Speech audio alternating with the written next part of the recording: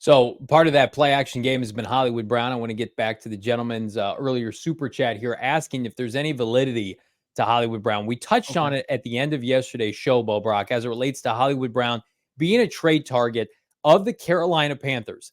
So there was a report on Twitter today basically saying the Carolina Panthers, it was one of those algorithmic Twitter accounts that just regurgitate stuff, but basically came out and said that the Carolina Panthers have interest in Marquise Hollywood Brown. After 4 weeks, Brown is on track to have career years in yards. GM Scott Fitterer in Carolina believes he could step in and be the team's number one receiver. With the scarcity at the wide receiver position, Arizona has responded with a heavy but not completely unreasonable price tag. I reached out about this today. I'm told it's 100% false.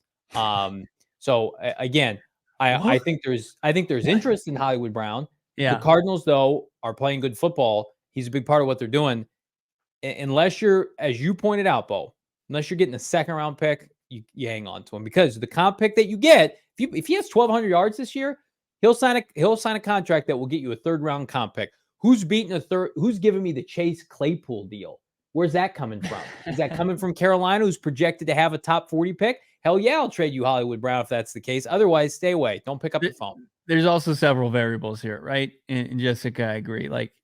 Because this is not the offseason. You can't build your offense without Hollywood Brown. He's an integral part of what they like to do in the passing game. He's been solid in the red zone. He's been huge on third down.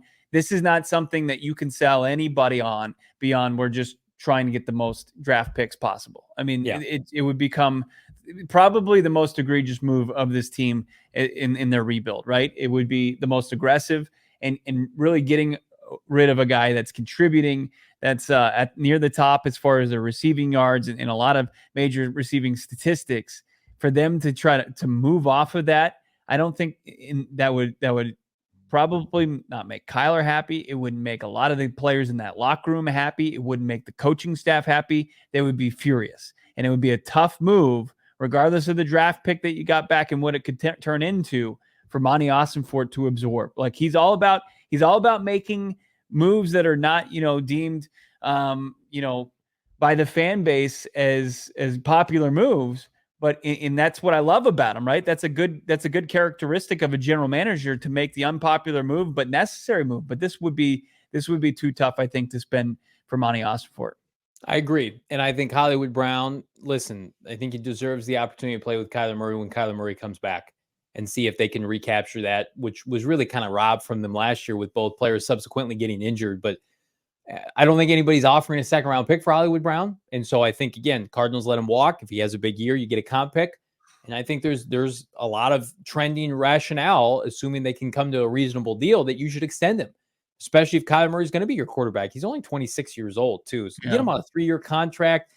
And he's become so much more than a one-trick pony that people thought he was in Baltimore, where it was only the deep pass and it was Greg Roman, run-heavy offense. I mean, he hasn't really had a deep ball thrown his way this year, a true deep ball, like a 60-yard touchdown. It's been underneath stuff that he's made the most of. He's found separation in his game. And that's why, again, you mentioned the play action stat. I'm so bullish on this offense because it's not reliant, no pun intended, with Bruce Arians, but no risk it, no biscuit was like, hey, we're either going to get a touchdown, we're going to go 3 and out. Like the Cardinals offense is so much more evolved than it ever has been. And you could see that on the 99-yard touchdown drive. It's like, okay, we're going to sneak it for a couple yards. We'll do some off-ball counter. We're going to run the football. Then there are people open on third down, like wide open. Hollywood Brown has been open in the middle of the field like all season.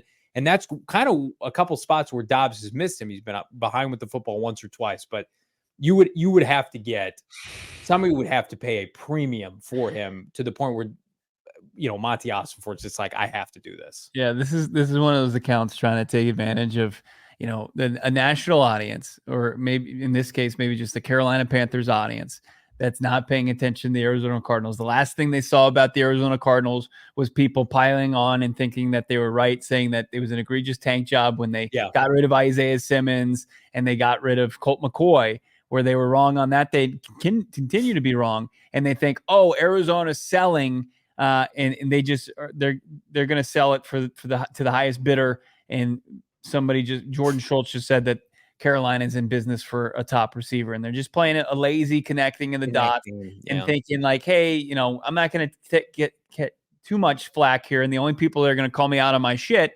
is the best Arizona Cardinals podcast and PHNX Cardinals. I mean, it's just it's unfair to the Cardinals fan base that they have to deal with that. I even saw like the account tagged me in it, and I had to mute the comments on it Nice. because I would see every Carolina Panthers commenter and be like, "Oh, let's go, we're getting Hollywood," and then I would see like Giants fans be like, "No, we're getting Hollywood." It's like, no, you need to figure out on how to not get your quarterback killed on every snap. So and then I had to mute the conversation, but yeah, I just don't see it'd be very unrealistic for them to deal Hollywood Brown at this point. Joel, $1.99 super chat in the same conversation. Do you think Monti makes any trades for players?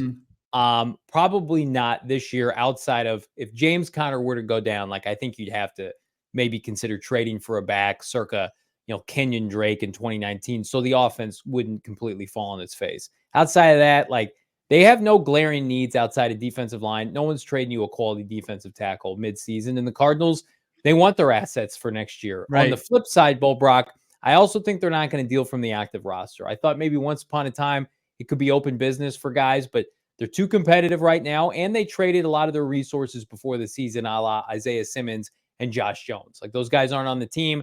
They got compensation for both those guys.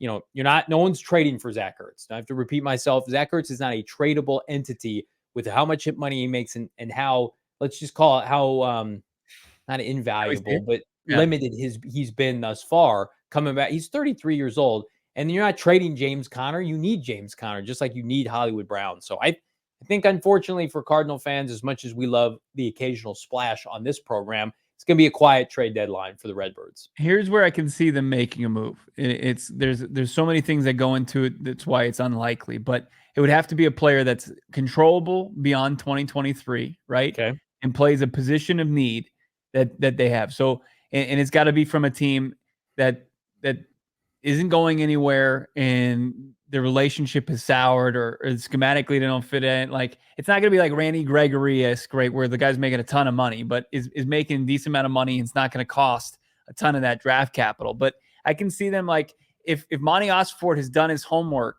on interior defensive line, and for whatever reason a guy's not getting playing time, or the relationship with his current team isn't where it needs to be, I could see Monti Ossenfort sending a third-day pick for a player to come in and play significant reps the rest of the season and be a part of the plans going forward. I mean, Derek Brown has been fantastic for Carolina. Maybe they change their philosophy and say, hey, we've put so many resources on defense with Brian Burns and Derek Brown and these guys. Maybe somebody like that becomes available. 25 years old. I think, again, you watched Leonard Williams once upon a time went from the Jets to the Giants during the Giants rebuild. So that's what I would prefer. It's asking a lot. And as you mentioned, a lot of things would have to go right. Little Dreezy, $13.99. Thank you so much, friend of the program. McSorley threw Hollywood a deep ball versus Brady. I'm guessing he's referencing last Christmas against Tampa Bay. And Kingsbury's offense, Hollywood was known to get open from time to time, but was that the only throw McSorley made in that game? Was that the game that Hollywood Brown had, or DeAndre Hopkins had 10 targets and 1 catch because they were all basically uncatchable balls? Hospital balls, as we like to call them. I like this that was on the screen. I want to, from Gannon Ball. Swear to God, my dad doesn't watch YouTube and he's not tech savvy, but he's a Cards fan for about 50 years. He texted me yesterday and told me I had to watch this fantastic PHNX show on YouTube. That's it. High praise. Thank you, Gannon Ball. That means a lot. That's also hilarious as well. We've all been there with our parents. Hey, have you checked this out on the Facebooks, or have you checked this out on your phone? You can watch and listen to Cardinals coverage. My poor parents, they had to switch to YouTube TV to get Sunday Ticket this year, and they've had Sunday Ticket through NFL or through DirecTV for like 15 years, and it's just been click to the game. Yeah. They missed the first Sunday. It did not work. They missed the Washington game. My dad was so dejected. I'm like, I can't. I wish I was there to help you with it. I'm so sorry. I'm so sorry I wasn't there. But they got it fixed. He just punted, huh? I mean, he was just like he gets mad. He threw an end table when they lost to the Pittsburgh Steelers. Venerables aren't passionate like fiery guys. No. They're just He's not. a